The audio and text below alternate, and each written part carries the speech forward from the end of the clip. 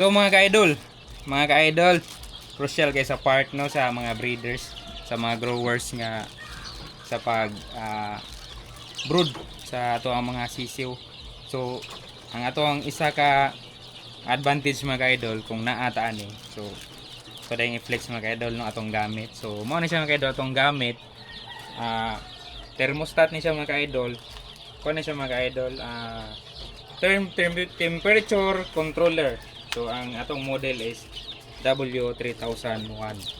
So mga siya kay mga idol niya naa sa likod ang instruction, ang wiring na adere.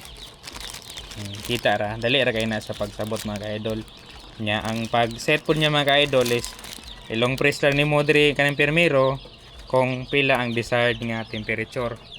Imuhang dapat siya nimo on. Mga siya 33. Then ang mo-off sad siya kung ma-reach na niya ang imong desired nga temperature. Nasa mua is 35. So mo-on na siya mga idol is 33, then mo-off siya og 35.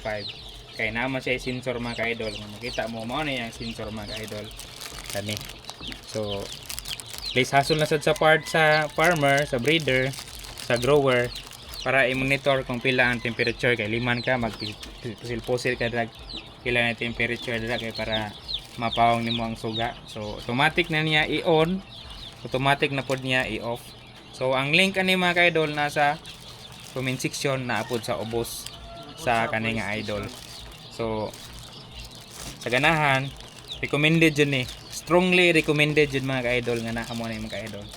So salamat kayo sa pagtanaw mga ka-idol ug happy farming mga ka-idol.